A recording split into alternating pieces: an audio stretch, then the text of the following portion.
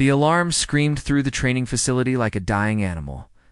Red lights bathed the corridors in blood-colored shadows as Marcus Chen stumbled toward the gravity chamber, his legs already burning from the morning's exercises. At 19, he was the youngest human ever admitted to the Galactic Defense Academy. He was also, according to every alien instructor he'd met, completely insane. Human trainee reporting for gravity conditioning, Marcus announced as he entered the chamber.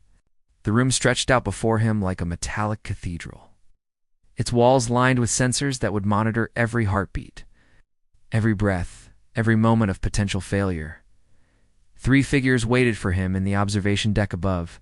Commander Dexel, a towering Vercasian whose Katona shell gleamed under the harsh lights. Instructor Morn, a gelatinous Quellen whose translucent body pulsed with barely contained amusement.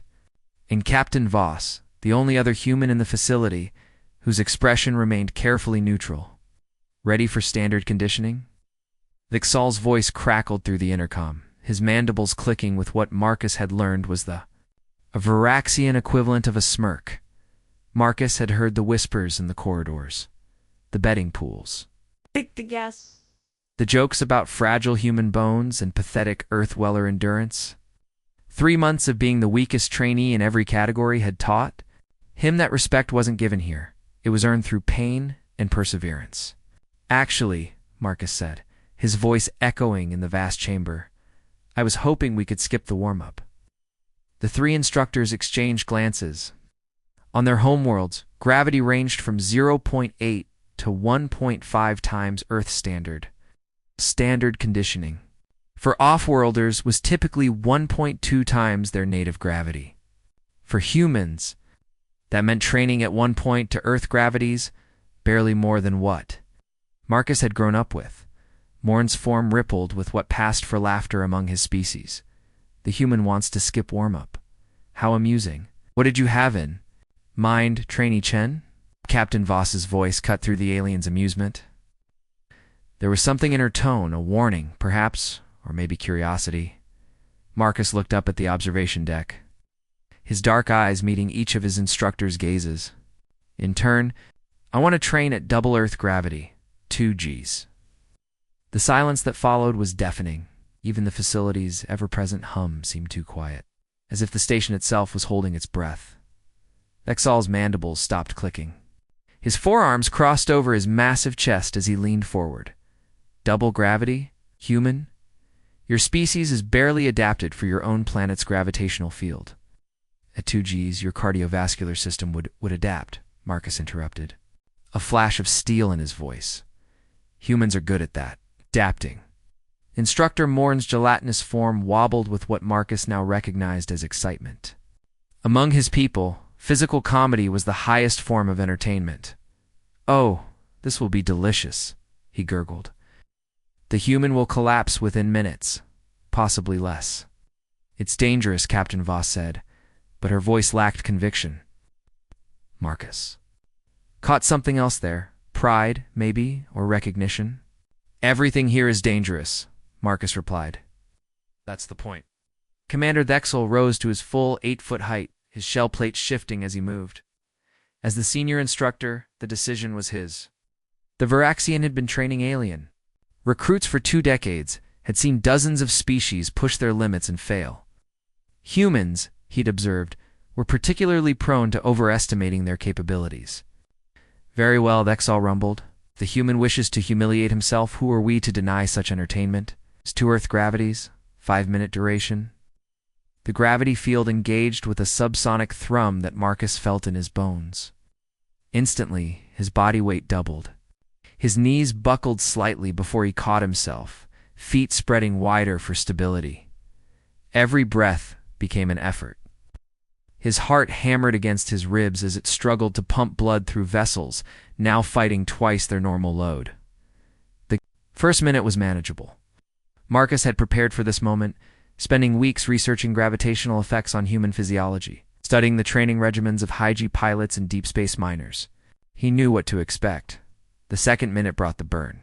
His leg muscles screamed in protest as they fought to keep him upright. Sweat beaded on his forehead, and each bead felt like a tiny weight threatening to drag him down. By the third minute, The instructors had stopped their casual conversation. Morn's form had stilled, no longer rippling with amusement. Saul leaned closer to the observation window, his compound eyes focusing intently on the human below. Marcus had begun to move. Not just standing, not just surviving, but actually walking through the training course. His movements were slow, deliberate, but they were movements nonetheless. He navigated around obstacles, performed basic exercises, even managed a few push-ups against the crushing weight. Impossible, Vexal breathed. The fourth minute brought something unexpected. Marcus's breathing, while labored, had found a rhythm. His movements became more fluid as his body adapted to the new conditions. Most remarkably, his biometric readings, displayed on screens throughout the observation deck, showed stress, but not distress. His bone density, Captain Voss whispered, studying the medical readouts. It's ... higher than standard human parameters. His muscle fiber composition, Morn added, his scientific curiosity overriding his amusement. The percentage of slow-twitch fibers is extraordinary. By the fifth minute, Marcus was standing straight, breathing hard but steady. When the gravity field disengaged, he didn't collapse. Instead, he looked up at the observation deck with a slight smile. "How do you feel?" Captain Voss asked through the intercom. Marcus tested his joints, rolled his shoulders, took a few experimental steps. Under normal gravity, he felt impossibly light, like he might float away with each movement. "Heavy," he said simply, "but good heavy. Like I was training with weights my whole life and just took them off." The three instructors exchanged glances again, but the dynamic had shifted. The dismissive amusement was gone, replaced by something Marcus couldn't quite identify. "Interesting," Vexal rumbled. "Return to quarters, Trainee Chen. Recovery period is mandatory after high-G exposure." As Marcus headed for the exit, caught a fragment of conversation from the observation deck. ... Earth's gravity is actually quite high compared to most inhabited worlds. Double quotes, ... evolution in a gravity well. ... RT ... perhaps we've been underestimating. The door sealed behind him with a soft hiss, but Marcus could still feel the weight of their stares. For the first time since arriving at the academy, he sensed that he might have their attention. What he didn't know was that in 15 minutes, every instructor in the facility would know about the human who had asked for double gravity and made. It'd look easy. Within an hour, the betting pools would be recalculated. And by evening, certain individuals would be making very interesting phone calls to very important people. The game, as they say, was about to change. But that revelation would have to wait. Marcus had a feeling that tomorrow's training session was going to be very different from today's, as he walked down the corridor toward his quarters. The facility's artificial gravity felt strange beneath his feet, too light, too easy. He found himself looking forward to returning to the crushing weight of the chamber. After all, he'd only asked for double gravity as a warm dash-up. / Chapter 2.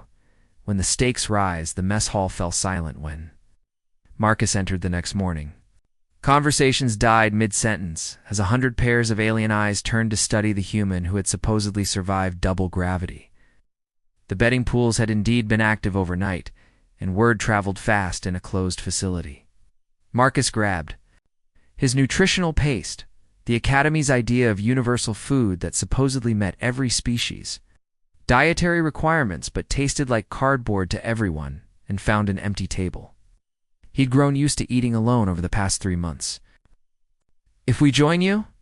Marcus looked up to see 3 figures approaching. Zareth, a serpentine whose scales shifted color with her emotions. Kor, a massive granite whose stone-like hide made him look like a walking mountain. And surprisingly, Yuki Tanaka, one of the few other humans at the Academy, though she was in the advanced pilot program. "Since when do you eat with the basic trainees?" Marcus asked Yuki as they sat down. "Why, UK?" I grinned, her short black hair catching the overhead lights. Since one of them made 3 instructors question everything they thought they knew about human physiology, Zaratha's scales flickered from their neutral gray to curious orange. "Is it true? You really completed a full session at double gravity?" 5 minutes, Marcus confirmed, taking a bite of his paste. Not exactly a marathon. Core's granite features shifted in what might have been a smile. Among his people, physical durability was the highest virtue, 5 minutes longer than most. Species could manage, he rumbled in a voice like grinding stone. My people train at 1 point for Earth gravities. Double would crush me in minutes. The instructors have been talking all morning, Yuki said quietly. Captain Voss looked like she'd seen a ghost during the senior staff briefing. Marcus was about to respond when the mess hall's atmosphere shifted again. Commander Thixal had entered his massive form, causing smaller species to step aside instinctively. Behind him walked 2 figures Marcus didn't wreck. Agni's a tall, elegant being with silver skin and impossible proportions that could only be a High Chancellor Axiom, and a creature that looked like a living shadow wrapped in a uniform. Trainee Chen Nexal's voice carried across the suddenly silent mess hall. Report to conference room Alpha. Now. The walk to the conference room felt like a death march. Marcus tried to read the expressions of his companions, but alien body language was still largely a mystery to him.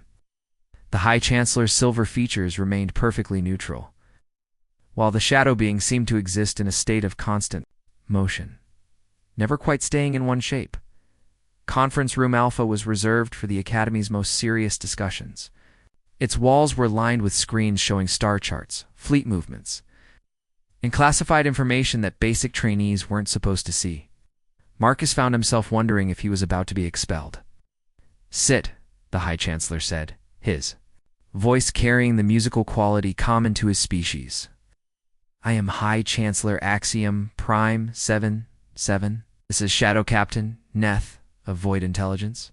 Marcus sat, keeping his spine straight despite the urge to slouch under their intense gazes. Yesterday's performance was unexpected. Axiom continued. Your species file indicates that humans are adapted for 1.0 standard gravity, with brief exposure to 1.5 gravities considered dangerous without protective equipment. The file might be incomplete, Marcus said carefully. Shadow Captain Neth's form rippled, and when he spoke, his voice seemed to come from everywhere and nowhere at once, or perhaps deliberately limited. Tell me, Trainee Chen, what do you know? About your planet's gravitational variance? The question caught Marcus off guard. Variance. Gravity is gravity, isn't it? Not exactly, Axiom said, touching a control that caused one of the wall screens to display a rotating model of Earth. Your planet's gravity varies by location. Sea level versus mountain peaks, polar regions versus equatorial. The difference can be as much as 0.5%, small by most standards, but significant when viewed in context. I don't understand, Commander. Thexel spoke up. Most inhabited worlds have relatively uniform gravitational fields, variations of 0.1% or less. Your species evolved on a planet where gravity changes depending on where you stand. Neth's form coalesced slightly, taking on a more humanoid shape. More importantly, your species evolved during periods of significant geological activity. Mountain formation, massive volcanism, shifting continents. The gravitational environment your ancestors adapted to was constantly changing. Marcus felt a chill run down his spine. You're saying humans are naturally adapted to variable gravity? Or saying, Axiom continued, that your species might be uniquely suited for high-gravity environments? The question is, how high? The room fell silent except for the soft hum of the station's life support systems. Marcus could feel the weight of their expectations, heavier than any gravity field. There's something else, Thexal said, activating another screen. This one showed medical readouts Marcus's biometrics from the previous day. Your bone density is 15% higher than average human parameters. Your muscle fiber composition shows 30% more Slotwich fibers than typical for your species. Your cardiovascular system operates at 85% efficiency under double gravity, Axiom finished. Most beings would experience cardiac stress at 40% efficiency under those conditions. Marcus stared at the readouts, pieces of a puzzle clicking into place. His grandmother's stories about the family farm in the mountains of Tibet. His father's career as a deep-sea welder, working under crushing pressure that would kill most people. His own inexplicable endurance, the way he'd always felt stronger at altitude, was more comfortable in conditions that exhausted others. What does this mean? He asked. Shadow-Captain Neth leaned forward, his form becoming more solid. It means trainee. Chen, that your training regimen is about to become significantly more interesting. Axiom touched another control, and the screens around the room lit up with classified information. Fleet movements, battle reports, tactical assessments, all marked with the highest security clearances. The Devourers are moving again, Axiom said simply. Marcus had heard rumors about the Devourers, a species of artificial intelligence that consumed entire worlds, leaving nothing but empty space where civilizations once thrived. The rumors said they hadn't been seen in over 50 years. The rumors are wrong, Neth said. Apparently reading Marcus's expression, they never left. They've been building, growing, evolving, and now they're coming back. Their ships operate under extreme gravitational fields, Thexal explained. 5, 6, sometimes 8 times standard gravity. Most of our pilots can't function under those conditions, even with protective gear. We need crews who can... The implication hit Marcus like a physical blow. You want me to pilot ships in AG environments? We want you to prove it's possible, Axiom corrected. Your performance yesterday suggests that humans might be our answer to the Devourer advantage. But we need to know your limits. Commander Thexal stood, his massive form casting a shadow across the table. Report to Gravity Chamber 7 tomorrow at 0600 hours. We're going to find out exactly how much pressure a human can take.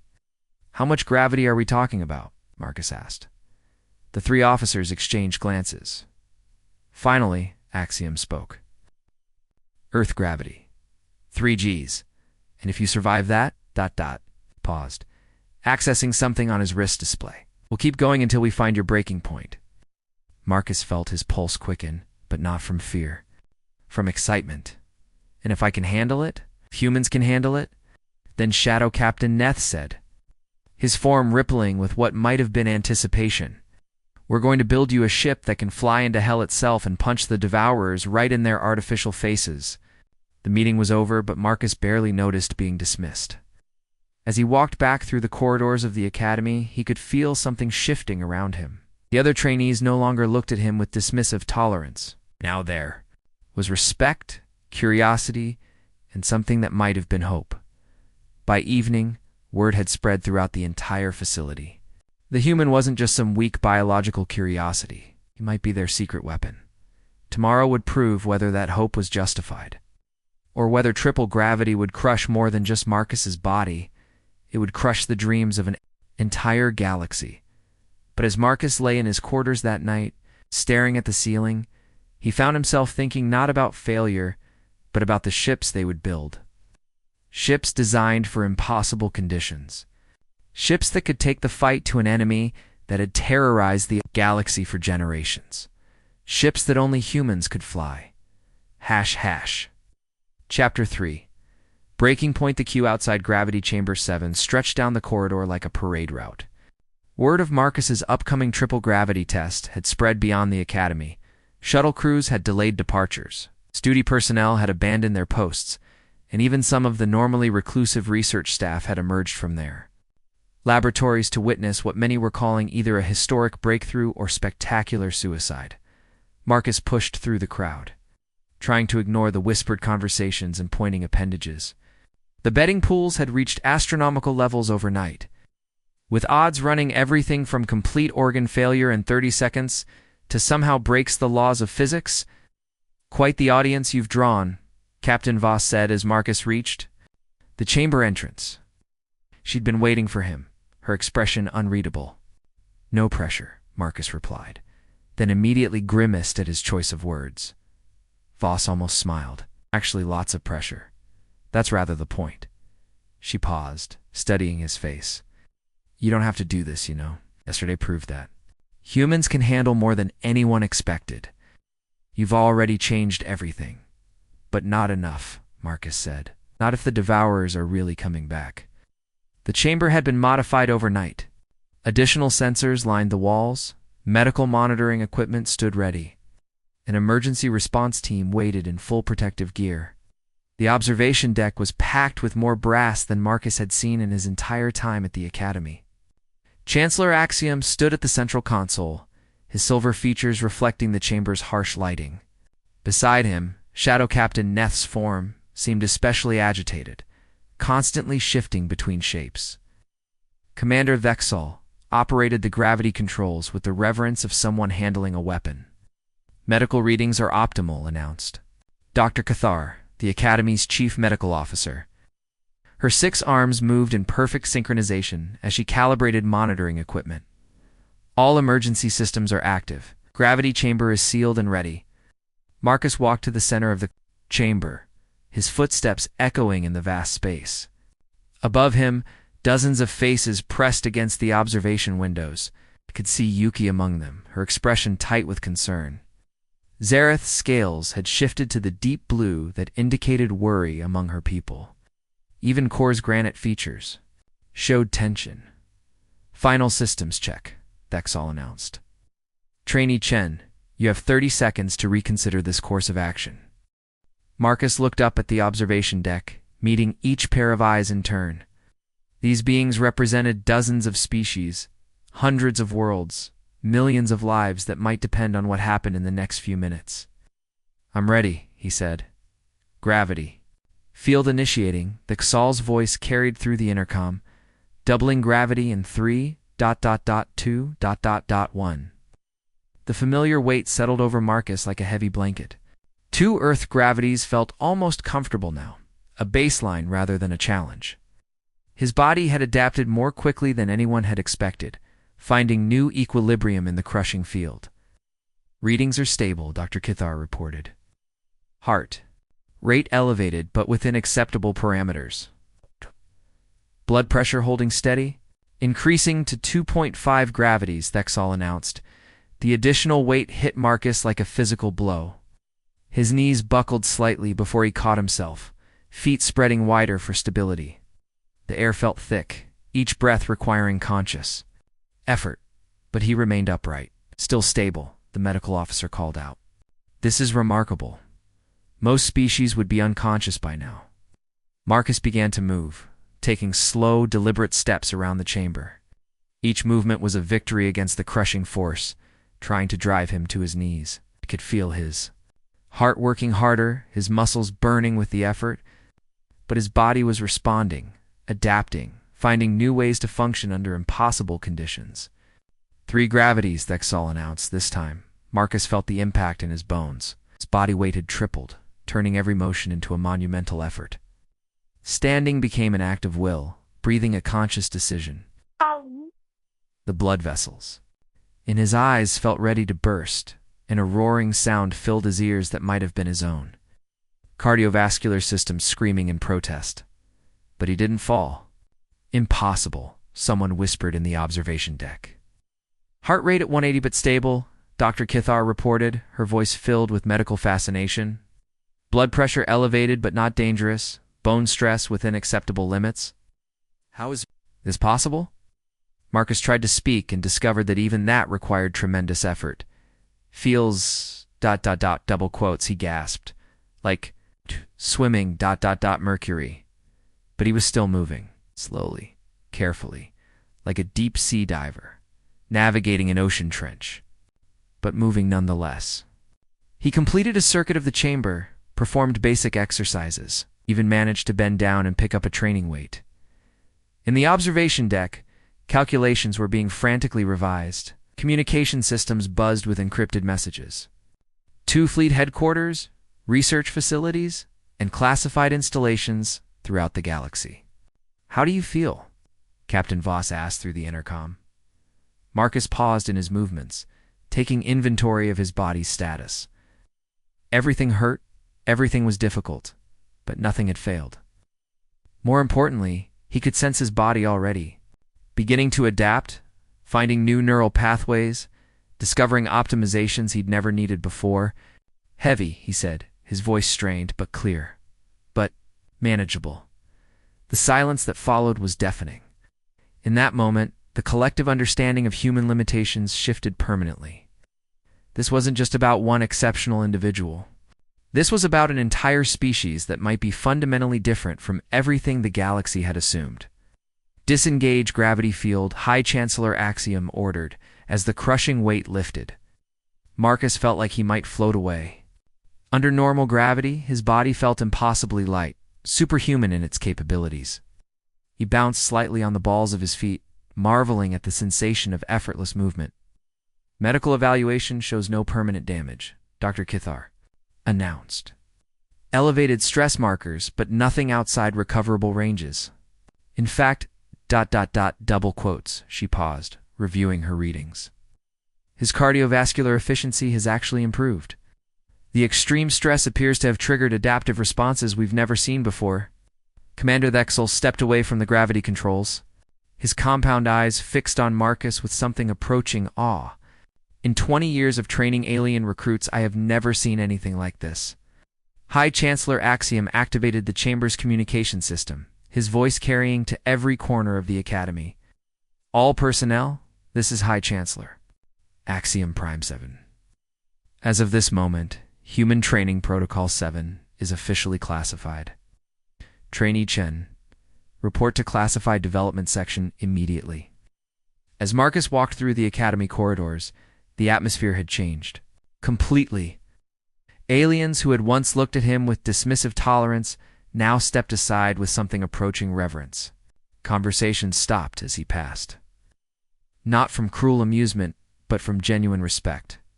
The Classified Development Section was a part of the Academy that basic trainees weren't supposed to know existed. Hidden behind layers of security and bureaucracy, it was where the galaxy's most advanced military technology was conceived and tested. Shadow Captain Neth was waiting for him in a conference room, filled with holographic displays and classified schematics. Sit, he said, his form more solid than Marcus had ever seen it. We have a great deal to discuss, such as the fact that you just proved human. Beings can survive in gravitational conditions that would kill 99% of known species. Such as the fact that the Devourer fleet is larger than public reports suggest. And such as the fact that we're going to build you a ship that doesn't officially exist. The holographic displays activated, showing sleek, impossible vessels that seem to dance through space rather than fly through it. Ships designed for gravitational environments that would crush conventional craft. Ships that could dive into the heart of a star and emerge unscathed. Welcome to Project Gravity Well, Neff said. Your real training starts now. As Marcus studied the ship designs, he felt a chill of anticipation run down his spine. Academy had been preparation. The gravity tests had been qualification. This was where the war would be won or lost. And somehow, it all depended on a species that the galaxy had dismissed as physically inferior for generations. The irony wasn't lost on him. The very traits that made humans seem weak in normal conditions might be exactly what was needed to face an enemy that operated where normal conditions didn't exist. Outside the classified section, the Academy continued its routine.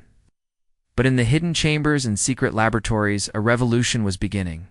A revolution that would either save the galaxy or destroy it. The only question was whether one human could carry the weight of an entire civilization's hopes, based on what had just happened in Gravity Chamber 7. Marcus was starting to think. The answer might be yes. Chapter 4.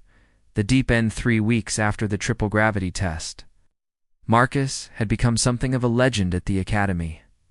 The corridors buzzed with stories of the human who trained in conditions that would crush most. Species who asked for higher gravity settings like other beings asked for lighter loads, but legends, Marcus was learning, came with a price. Combat Simulation 7 complete, announced Arya. The Academy's artificial intelligence? As Marcus climbed out of the latest iteration of what the instructors had dubbed human-specific training, protocols. The simulation chamber still dripped with condensation from the extreme humidity that had been combined with 2.8 gravities and toxic atmospheric conditions. Time? Marcus asked, toweling off sweat that had the consistency of syrup in the thick air. 14 minutes, 37 seconds. Previous record for any species, 8 minutes, 12 seconds. achieved by a granite warrior under standard atmospheric conditions. Marcus nodded, no longer surprised by such reports. In the past 3 weeks, he'd systematically shattered every physical performance record at the academy. But the real tests weren't happening in the public training chambers anymore. Trainee Chen, report to Deep Lab 7. Commander Vexel's voice echoed through the facility. Deep Lab 7 was 3 levels below the Academy's official basement, in a section that didn't appear on any public schematics. The elevator required 3 different security clearances and a biometric scan that mapped Marcus's genetic structure down to the molecular level. The lab itself was a cathedral of impossible technology. Gravity generators the size of buildings hummed with barely contained energy. Holographic displays showed star charts that included regions marked as classified devourer territories. And in the center of it all sat something that made Marcus's breath catch in his throat.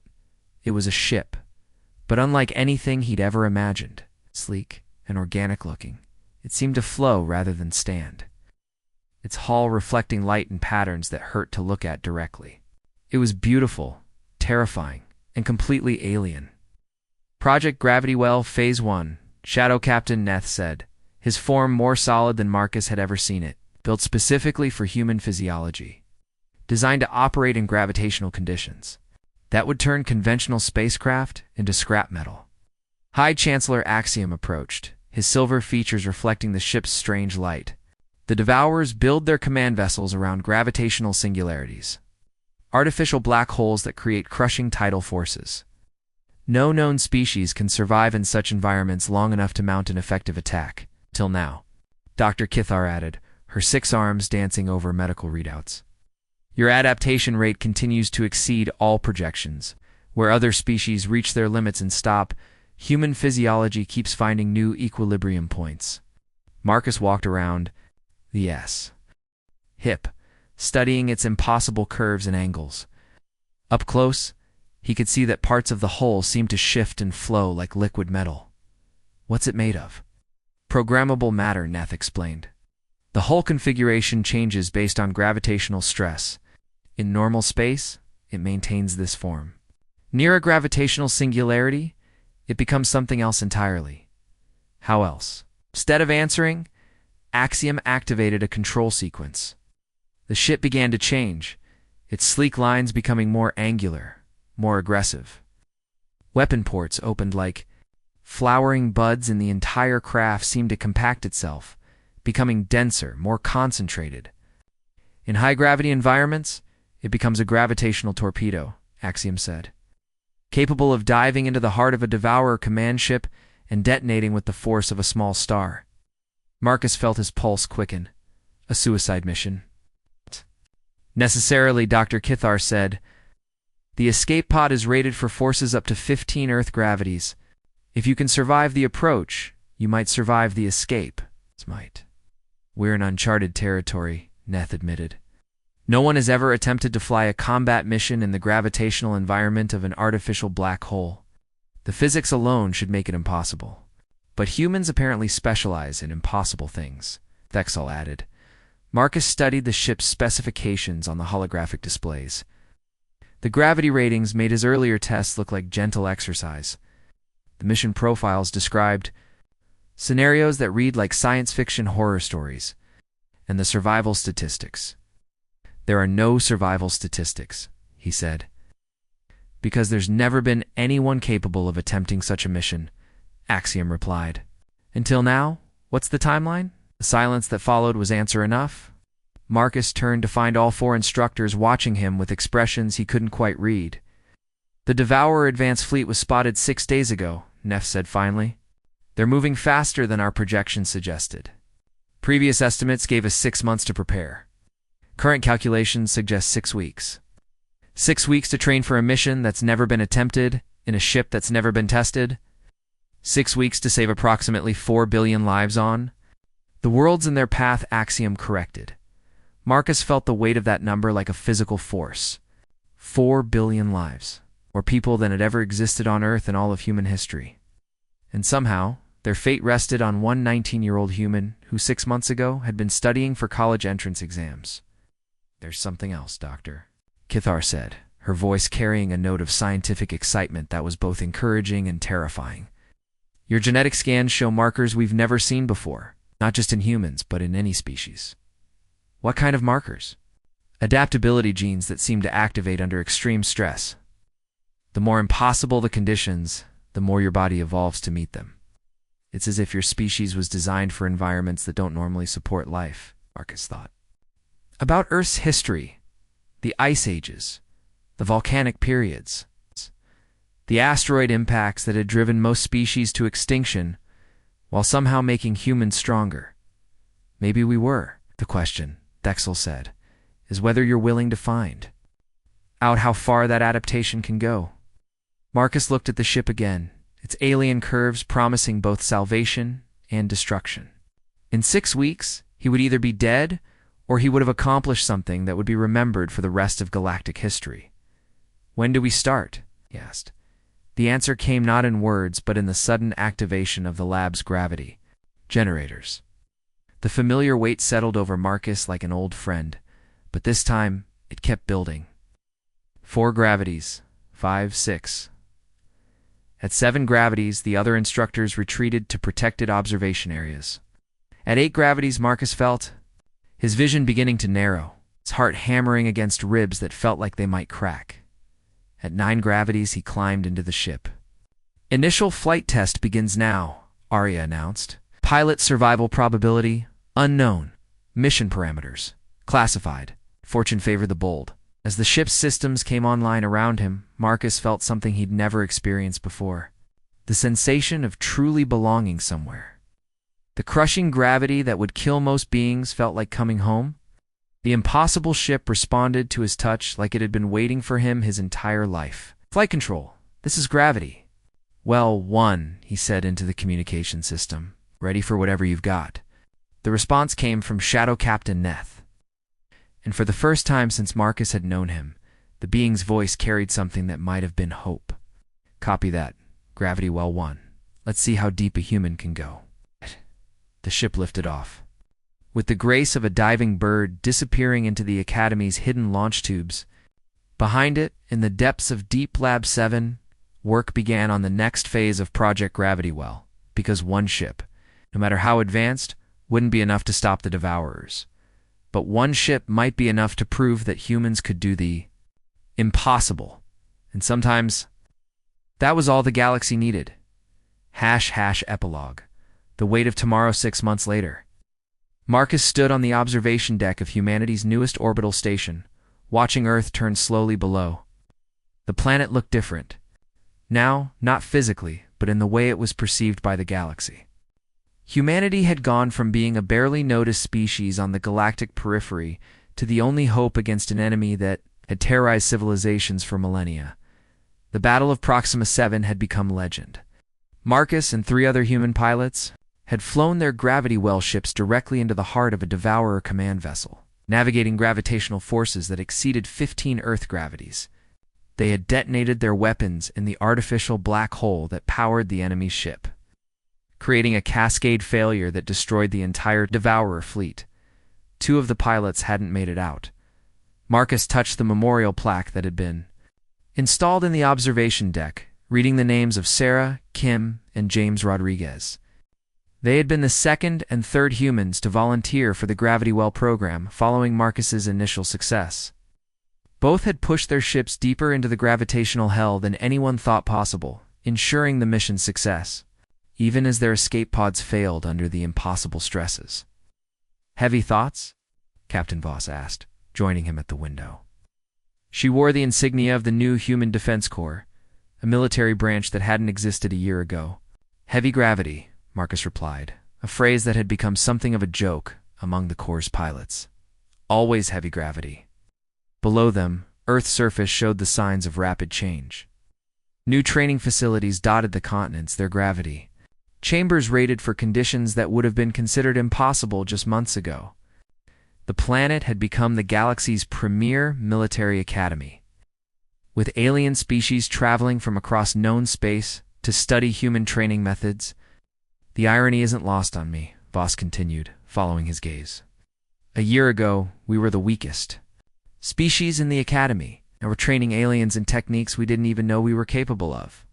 Marcus nodded, remembering his first day at the Galactic Defense Academy. It's the dismissive looks, the betting pools, the casual assumption that humans were too fragile for serious military service.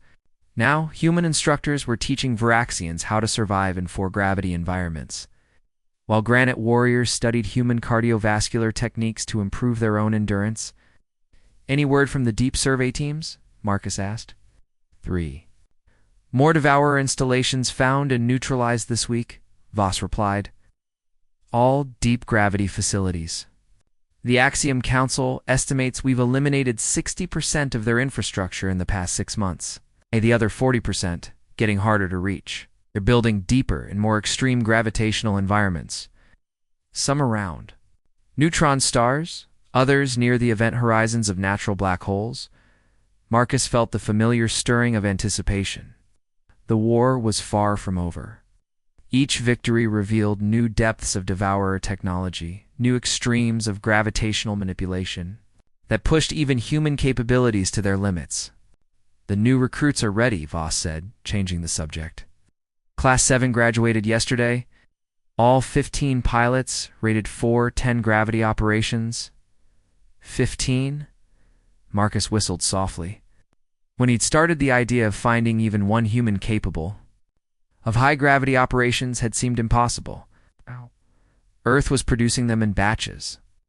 "Dr. Kithar's genetic research is bearing fruit," Voss explained. "She's identified the specific gene combinations that correlate with extreme gravitational adaptation. We're not just training random volunteers anymore. We're selecting individuals with the highest probability of success." Marcus turned from the window, studying the orbital station's interior.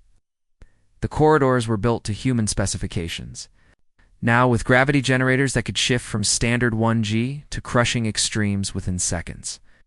What had once been accommodation for human weakness was now the stand ARD for advanced military installations.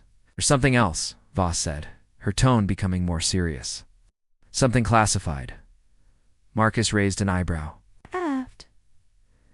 After 6 months of flying missions into artificial black holes, he'd thought his security clearance couldn't get any higher. "Project Deepwell," she continued.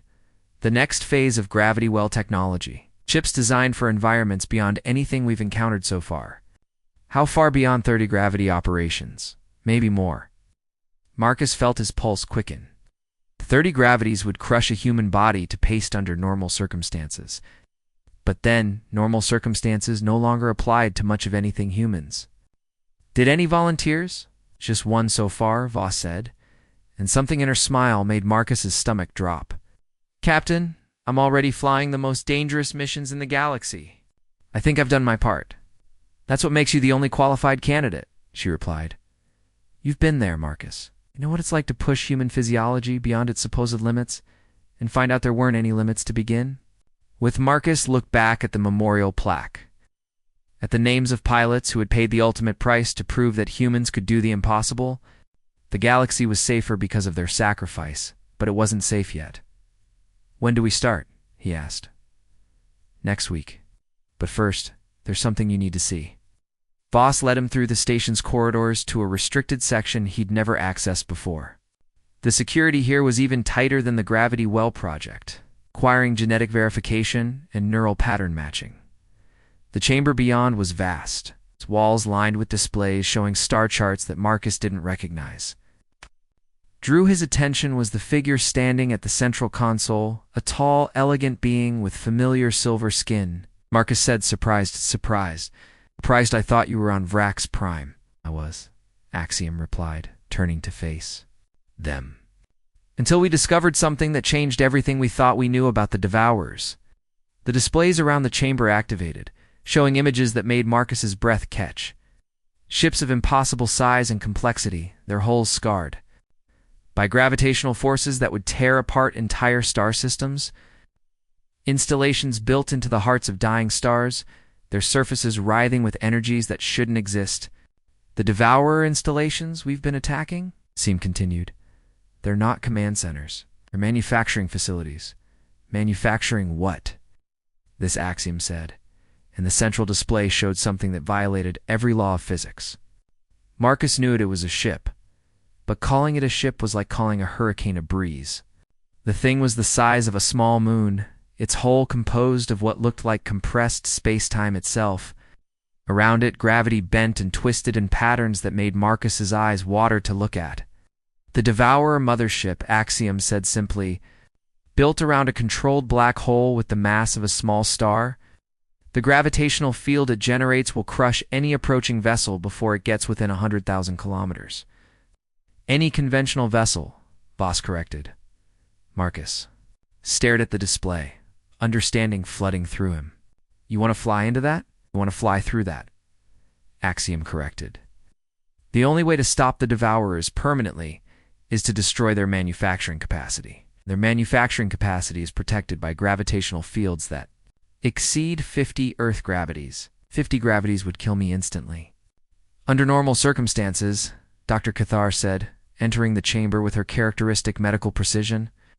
But our latest research suggests that human adaptation isn't limited by the parameters we originally assumed. She activated a holographic display showing genetic sequences that writhed and shifted like living things. The stress markers we've been tracking in high-gravity operations aren't just signs of adaptation. They're signs of evolution. Real-time genetic modification triggered by extreme environmental pressure. Marcus felt a chill run down his spine. You're saying I'm evolving? Or saying your species is evolving, she corrected. Every human who undergoes extreme gravity training shows the same markers. Enhanced bone density, modified muscle fiber composition, improved cardiovascular efficiency. But more than that, new neural pathways, altered brain chemistry, enhanced reflexes, evolution. That normally takes millions of years is happening in months, Axiom added. Your species isn't just adapting to extreme environments. You're becoming something new. Marcus looked around the chamber at the faces of beings who had become his friends and colleagues over the past year. They were looking at him with an expression he'd seen before, the mixture of hope and fear that came with asking someone to do the impossible. What are you asking me to do? Save the galaxy, Voss said simply. One more time? Marcus studied the display of the Devourer mothership, its impossible mass and crushing gravitational fields. In the past year, he'd learned that humans could survive in environments that killed other species. He'd learned that adaptation wasn't just possible, it was inevitable. And he'd learned that sometimes the impossible was just another word. For untested. When do we start? He asked. Tomorrow, Axiom replied. But Marcus ... This time, we're not just asking you to survive the impossible. We're asking you to become something beyond human to do it. Marcus nodded, understanding the weight of what lay ahead. The galaxy had spent years underestimating humanity's potential. It was time to find out if even humans had been underestimating themselves. As he left the chamber, Marcus caught sight of his reflection in the polished metal walls. For just a moment, he thought he saw something different, not just the face of a young man from Earth, but the face of something new, something evolved, something that could carry the hopes of billions into the crushing darkness between stars. The war against the Devourers was entering its final phase, and humanity was about to discover just how far evolution could go when survival of the galaxy was at stake. In the depths of space, the Devourer mothership continued its inexorable course toward inhabited worlds, its gravitational field strong, enough to tear apart planets. But for the first time in galactic history, something was coming that could match its impossible strength, something human, something more than human, something that had started as a joke about doubling gravity and had become the galaxy's last hope. The final test was about to begin.